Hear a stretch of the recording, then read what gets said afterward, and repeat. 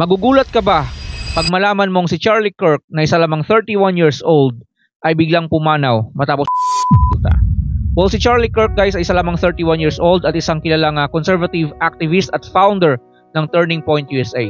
Ang Turning Point USA guys ay isang conservative non-profit organizations sa US na nagpo-promote ng conservative values sa mga kabataan, lalong-lalo na sa mga high school student at colleges. At ang main core idea ng kanyang non-profit organizations is that every one of us has a freedom to make our own choices, but also you're holding yourself accountable sa mga actions na gagawin mo.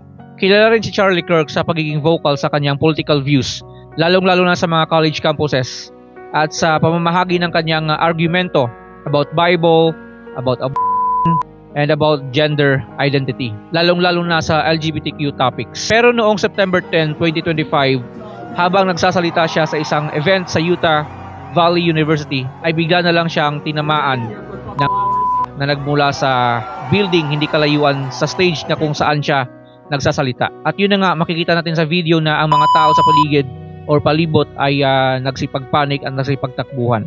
At ito yung video or isang angle or angulo na kung saan ay nangyari nga yung hindi inaasahang bagay. How many mass shooters there have been in America over the last 10 years? Counting or not counting gang violence?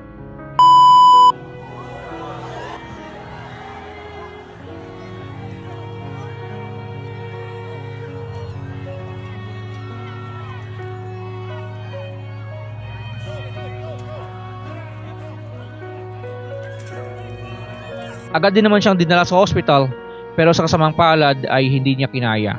Yung mga itong insidente guys ay nagpapakita lamang na kahit gaano ka pa ka-controversial or kakilala, hindi ka ligtas sa mga hindi inaasahang panganib.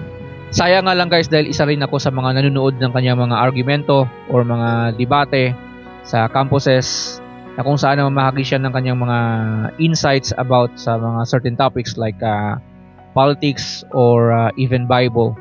Kasi humahanga ako sa kanya. At masasabi natin napakatalino niya talagang tao. Ikaw guys, ano masasabi mo? Nanonood ka rin ba ng kanyang argumento, ng kanyang mga debate? Ito nga pala guys yung tumira sa kanya.